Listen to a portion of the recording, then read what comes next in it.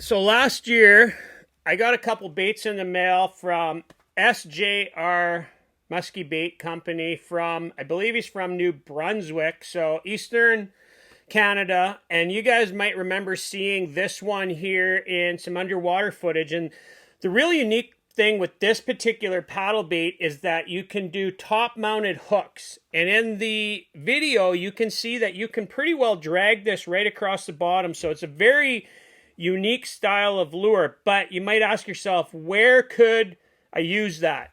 So we thought of this lure as a perfect type of lure to use around shallow rock or rocky rubble saddles between islands.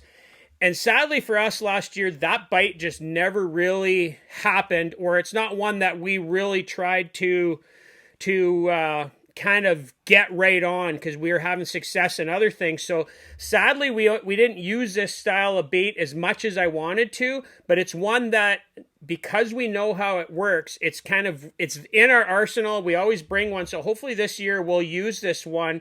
But the reason I bring this one up is that I got another box in the mail from SJR Musky Baits, and he asked me, Mark did, if we would try a couple more because he's got something new in here and a new take on the paddle tail. So let's have a quick look at them here.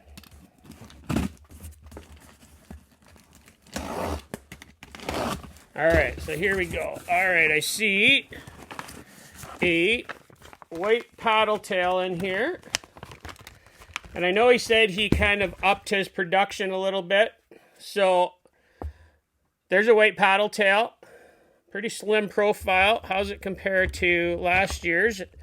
Pardon my messy shop. We're only a couple weeks out of musky season, and it is a mess in here. All right, so pretty much same profile. Yeah, it looks pretty much the same. This one doesn't have the top mounted hook hangers, so I'm wondering if the body feels a little bit freer. Oh, it definitely does. This one feels much more rigid inside. This one is quite a bit softer, so that's definitely a difference on the paddle tail. And I know he has something new in here. Some hooks for it. All right, so here it is here. And what this is, it's not so much a swim bait as it is, I think Mark said, to be used more like a jig style bait, or what he uses it for is walking down steep break lines.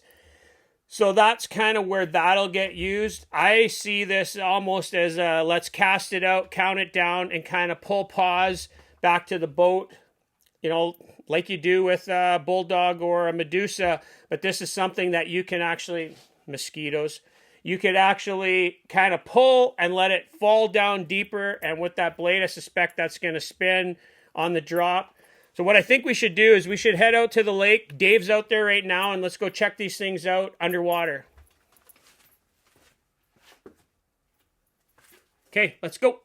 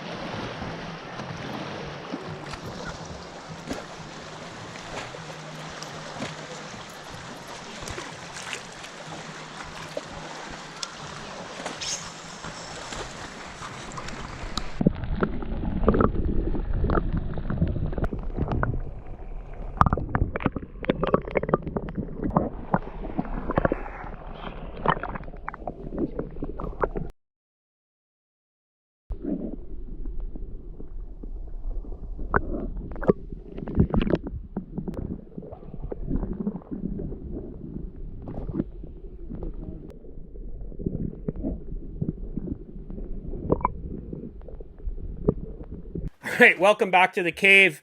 Quick shout out. I got a new hat here from my buddy Kyle over at Cabbage Dragon Media on YouTube. I'll put a link down below. Go check out his channel. He's got a lot of really cool content. I found him because he comes up to Canada, fishes Eagle Lake, and him and I started talking because he fishes some of the same areas as I do. So he's got a really cool channel, some cool content. So check that out. So thanks for the hat, Kyle.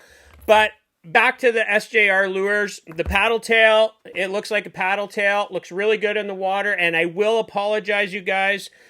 We went all the way out there with some of our baits, and Mark sent hooks in the bag. Guess who didn't bring split ring pliers on the day that we were going to do some underwater filming? So I do apologize. That's why these ones had no hooks on it.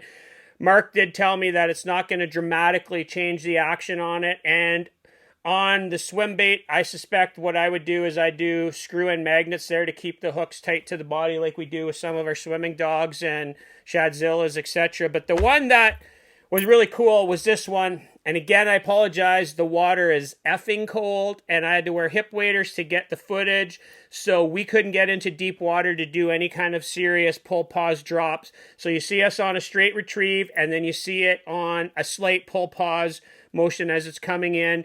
But rest assured, as we get some deeper water that we can access as the water warms up, we'll get this one off the end of the raft where I can get out in that 7-8 feet of water, and I try and get some shots as Dave works that back in. But pretty cool baits, so thanks, Mark, for these.